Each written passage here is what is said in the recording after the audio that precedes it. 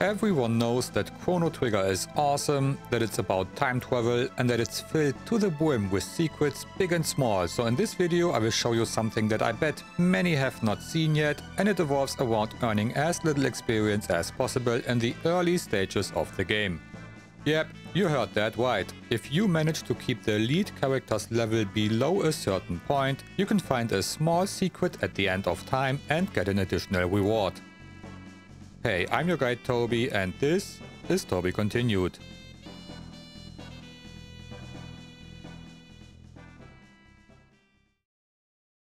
Now, in order to find the secret, we first have to talk about Spekkio, the Master of War. You will find him naturally at the end of time after visiting the future, and he teaches you to use magic, although his teaching method might be questionable.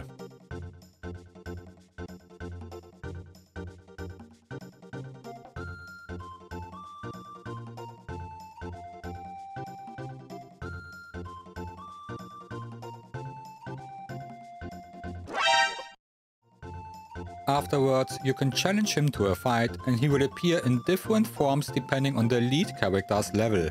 So normally, you should be around level 12 when you first get here, and that means Spekkio will appear in his Kilwalla form, as he takes on this form when the lead character's level is between 10 to 19. Fighting him in this form should not be too hard. He has 800 hit points, and hitting him with your newly acquired spells and occasionally healing yourself should be enough. As you then level up during the game, his forms will change and you can challenge him again and again to increasingly more difficult fights. And his final new form at level 99 is actually the hardest fight in the game. But that might be a topic for another day, so subscribe to my channel if you don't want to miss this or any other video where I provide tips and tricks for retro video games. If you win against one of his forms for the first time, you will get some consumable items as rewards. And by the way, his name Spekkio means mirror in Italian, which refers to him reflecting the party's power based on their level. Anyway, there is one form of Spekkio that you don't usually see if you play the game normally, and you can unlock this by, you guessed it, staying below level 10 until you meet him for the first time. Then he will appear in his frog form, and you can also fight him for an additional reward. So basically, seeing him in his frog form means that Chrono has to stay below level 10 until reaching the end of time, as he will be the lead character at this point, and that means avoiding as many battles as possible in the early stages of the game. So let's see how we can do this. Now, one of the many good things in this game is that encounters are not triggered randomly as in many other RPGs. Here you will often see your enemies approaching you, and encounters are only triggered when you get too close or when you reach a certain point on the screen. Which means that a lot of fights are skippable, but you need to be careful where you step. If you stick to the edge of the screen and pay attention when you pass enemies to not get too close, you will naturally avoid a lot of fights. And even if for some reasons you are dragged into one, you should first try to escape from the battle by holding the L and R buttons, as that will also work more often than you think. For the same reason, you should also avoid fighting Gato on the Millennial Fair to earn silver points, although it is more important to avoid battles later on, and especially in the future, since enemies here give more experience.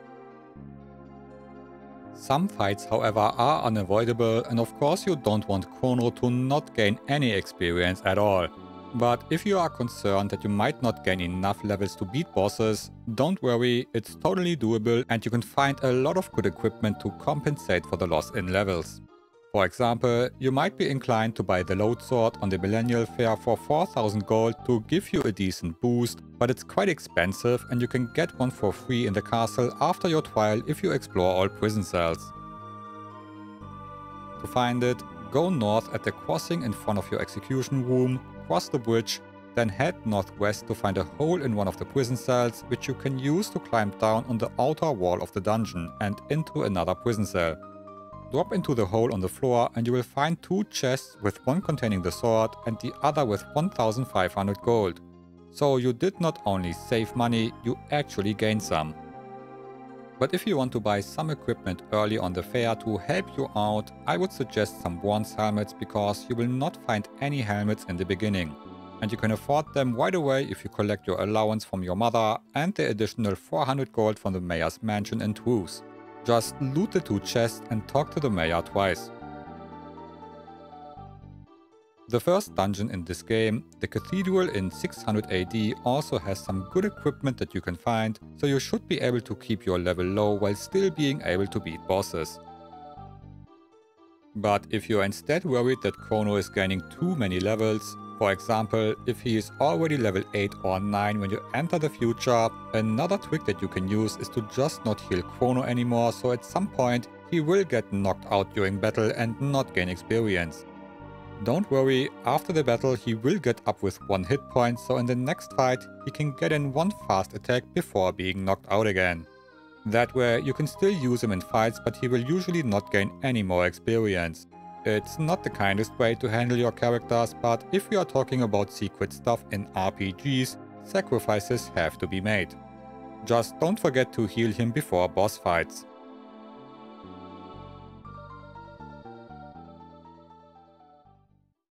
So if you manage to keep Chrono below level 10 at the end of time, you will immediately see Spekkio in his secret frog form, and after running in circles to attain the power of magic, you can challenge him to a fight. Beating his frog form should also not be too hard, as he only has 450 hit points and using your newly acquired spells should do the trick. After winning the fight, you will get a very useful reward, which is